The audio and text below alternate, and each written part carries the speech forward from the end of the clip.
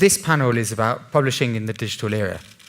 And I think what's interesting when we compare this with the previous couple of panels, whereas those panels seem to be saying that where you have producers saying that the status quo works, we don't need to change things, the existing system produces good outcomes.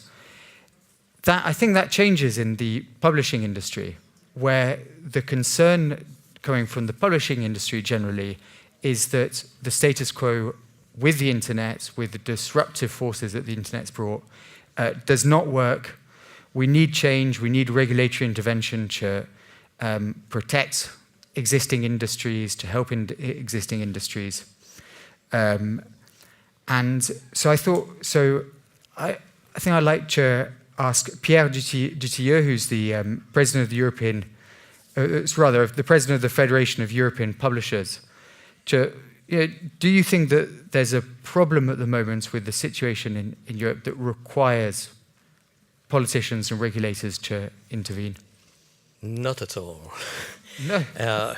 We were not, as publishers, calling for reform of the directive on copyright. We understand that things are changing and that we are now in a new era, but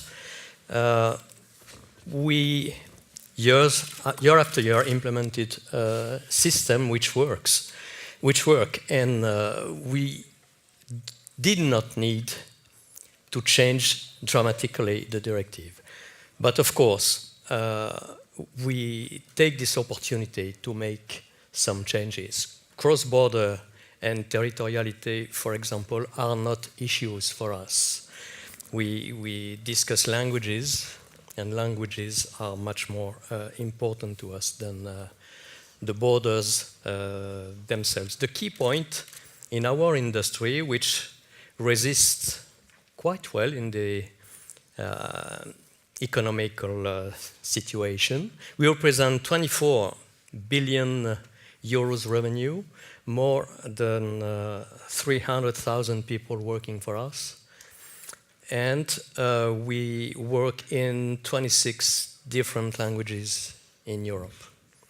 And the book chain is an ecosystem itself. We first have the author, of course, and then the publisher. But the publisher edits, of course, but he also prints and sells the books. But also, he markets, he commissions, he manages copyright and royalties, and transmit the link to booksellers. And it's a virtuous book chain circle which works.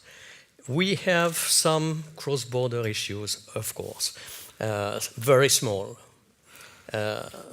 For education, for example, when a teacher works on one side of the country and students are on the other side, but we have licensing solutions, pan-European one.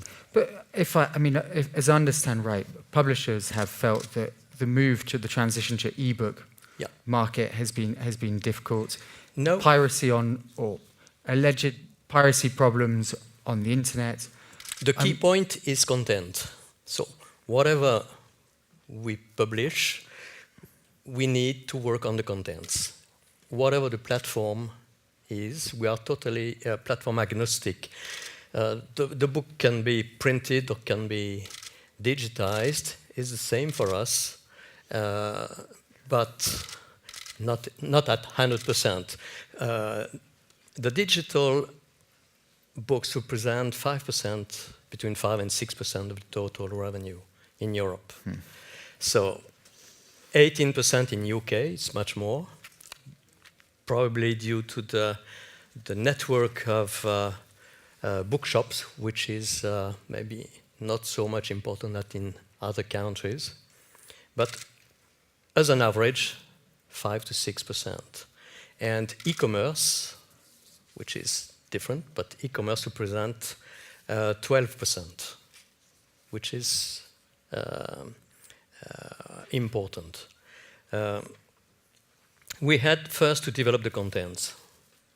And mix together videos, sounds, etc., text, of course, etc. And we invested in platforms because at the very beginning we were interested in developing our own distribution platform. In France, for example, we invested more than 30 million euros in 3 years of time to build up a distribution platform, our own e-platform. And how's it doing? It works quite well, but the problem was that we now have 5 of them on the territory, and we have to merge them, because if we don't do that, we'll be like Amazon versus Apple or whatever, to have problems of portability. So we now need to merge that. It's a question of good willing. We are working on that, and we'll do it in the coming months now, and probably before the end of 2016. Very good. And that's an opportunity to bring in Wilfried Ruyten, who's from the European Journalism Centre. I mean, the European Journalism Centre has been quite forward-thinking in working with online projects and developing projects for the internet. You see the internet more as an opportunity than something to be scared about. Absolutely, there's much more opportunity than threat. I think if you look at the developments from the snake will be attacking me kind of attitude, you will just get killed. So you have to embrace the change and ideally move it forward. And maybe one comment on the portability issue here. I just looked it up while sitting here in the row. There's a YouTube video that helps you how to change your IP address in 30 seconds. That solves the problem. All this portability discussion is already gone for IT-savvy people, or for most of my, let's say, male constituency. They have no issues with changing IP addresses as they need. They can emulate being in England, in Germany, in France, in Spain. They can watch anything, anytime they want. It is not even illegal. One thing. The other thing I'd like to mention is the internet is not conducive to authors, or is impoverishing the creative industries. I think the creative industries has been impoverished well before the internet came about. Authors were never, or mostly, or quite often, not appropriately reimbursed for their work. It's nothing to do with the internet coming about. What we see now is an embracing of, basically beyond the copyright issues, people are using a lot of Creative Commons licenses. That is to say, they use licenses that can be used and shared and reused for a non-commercial purpose. We see a lot of authors giving it away, especially for the second outlet they work for. Let's say they sell a story to a big outlet, La Repubblica, say, and then they would insist on having the secondary rights under a Creative Commons license, so they can send it, share it with other people, and share it for free with other people. I think we have to look into this sharing economy not as a threat, but as an opportunity. If we want to really build a knowledge society, we will not get away with sitting on this is my little copyright and this is my little copyright. We will have to share the knowledge of everything that has been produced so far with everybody. It is not something we can be sitting on. It will not solve the problem. But don't you think that starves producers or journalists or publishers of the revenues that will eventually reimburse them for the work that they've done? I think Ada didn't get reimbursed very well to begin with. There's a famous quote from Keith Richards in his biography from the Rolling Stones when he says, what happened to the copyright on Satisfaction, on this song everybody knows? He sold it to a lawyer in Chicago for $50 in 1966. So there it went. I'm not sure. We see also with journalists that the story is just one element of their value chain. They might also do lectures on this, write a book about it, do a video on this, speak, use their own story in several ways, leverage on several platforms, and not just this one-time sale to one newspaper and it gets published tomorrow and then everybody forgets. Maybe one comment from Professor Kretschmer here also. If you look at orphan works, there's so many orphan works. means there's so much creative potential just gets lost because the ownership or the mercantile mind doesn't see an opportunity there. So we just dump thousands of books, hundreds of movies, hundreds of pieces of music because there's no commercial interest. If we could save these under a Creative Commons license, people could use it, build on it, do something else with it. And Andrea Hanger, you work with the German Federal Archives. You're the Vice President of the German Federal Archives, and you understand this concept of needing to embrace the opportunities that you understand this concept of needing to embrace the opportunities that the internet offers, but in the world of archives and publishing, but that often it's not so difficult to do under the current state of the law.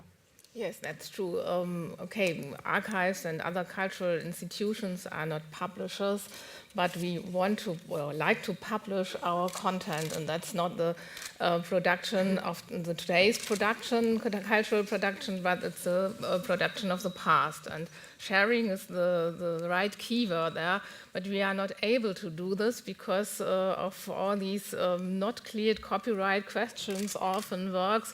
There is a regulation, but it's not. It doesn't meet the requirements of the practice. For example, the Federal Archives have 14 million photos of the 20th century, and 3 million photos have an unclear copyright status.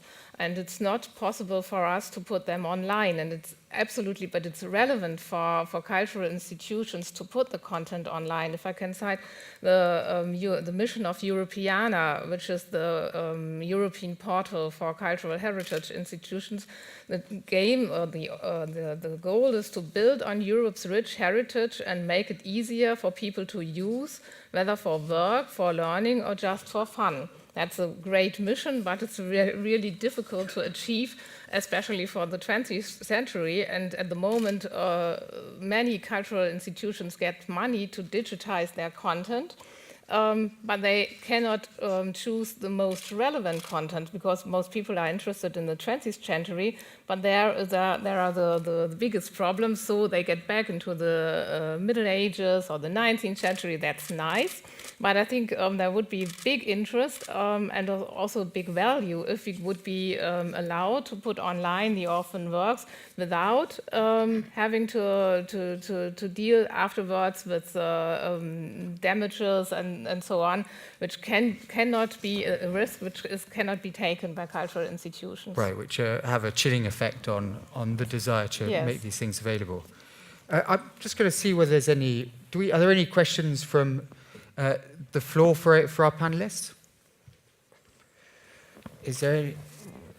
All right. Well, I can add something. Of course. We have developed in France a system called Relire for out-of-commerce works. We already digitized more than 200,000 books available on Europeana. We'll go to 500,000. That's works of the 20th century. So it doesn't answer to 100% of your point, but maybe it's one solution we have developed in France, and Germany is doing the same thing right now. Yes, they are, but not for the orphan works, because we even can, if we do not know the photographer of a photo and we put it on the internet and we say photographer unknown, and he comes afterwards and says, it's me. Last year we had a photographer who wanted 11 million euros for 11,000 euros for one photo. That's much money for a cultural institution just for one photo paying this, and so we cannot go the risk to put online photos with unknown photographers. The idea was he can call, he can get his money if he want, but 11,000 euros are too much. So we need some limits in which we can deal, or we need a regulation that if someone objects to getting his works online, we can take it back without paying compensation. So there are some practical issues. On the theoretical, yes, it's clear, also with the regulation on orphan works, but in the practice there are missing lots of links to get it right. Because Pierre, you seem to be saying that under the existing system, it is possible to revive these archived works, which may not be people not looking for all the time, but could have an afterlife after they've been forgotten. But don't you think? I mean, there's the example of Google Books, where a commercial company has come along and said, "We will put all these books online. We will try and make them available to the public." Do you welcome that sort of commercial project? Yes. Or that sort of project? We digitize 100% of the new productions, the books published now. So 100% are digitized and available first on commercial platforms, of course, and we have to protect copyright.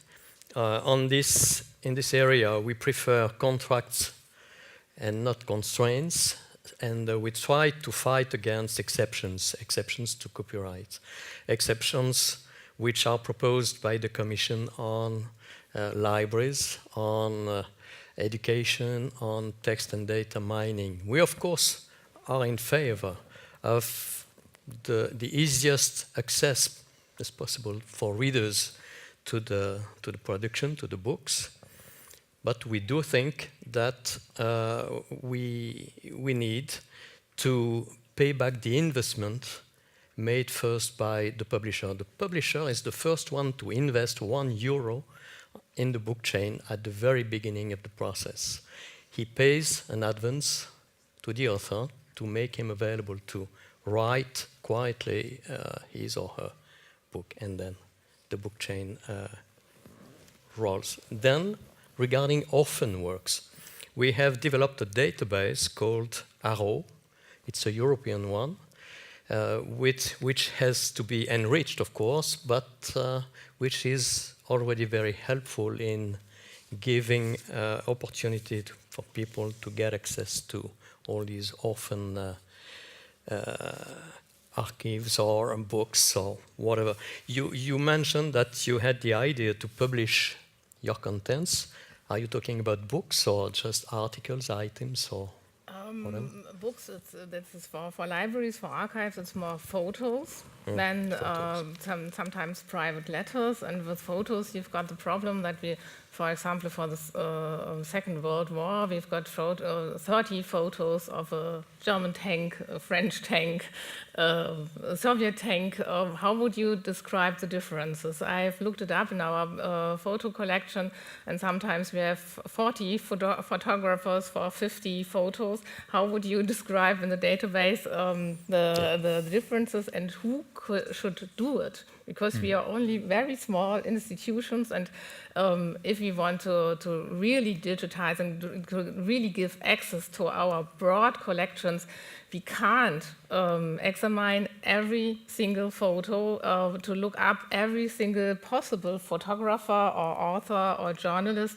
And so we need a regulation which yes, brings together both interests, give the creator the right to get his money, even if that's very, very sad, because as you said in your panel, the most of the money goes to the deaf, and it's not really the value. 70 years old photographs, it's yes, you can doubt the value, but we are restricted by this because we can be sued for it.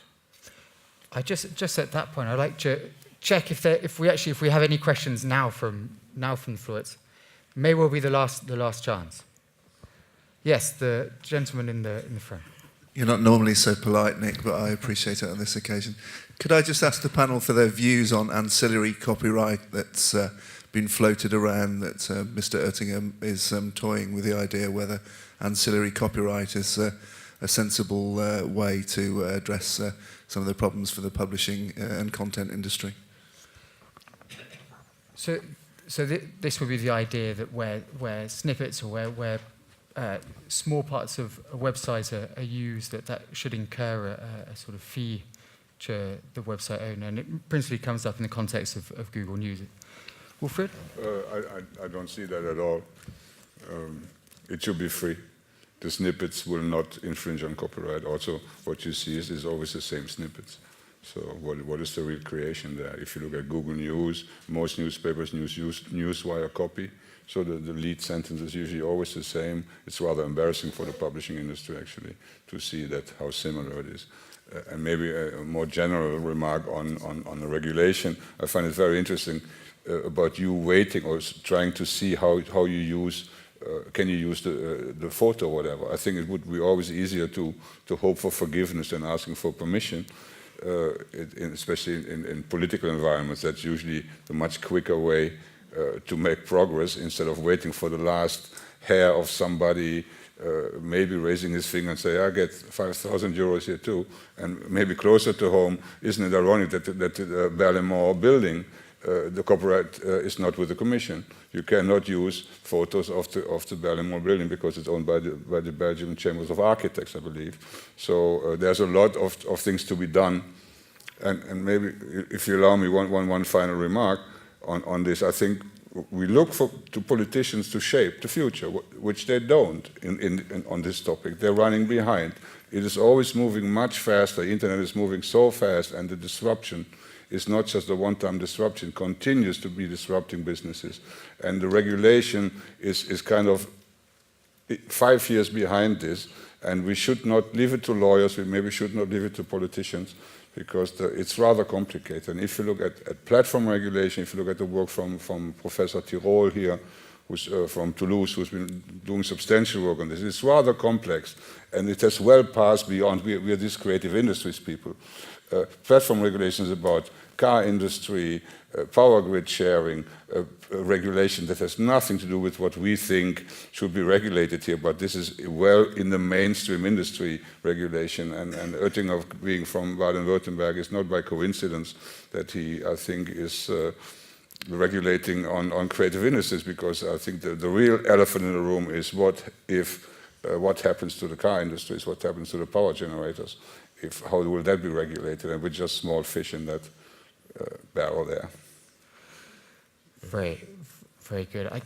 I wonder whether either of our other panelists have strong views on the question of ancillary copyright. Otherwise, we will wrap up there, and we will all be left wondering what happened to that lawyer that bought the rights for the Rolling Stone. Sent his son to college. Sorry? Oh, he sent his son to college. Again. On that one. All right. Well, thank you very much. Satisfaction.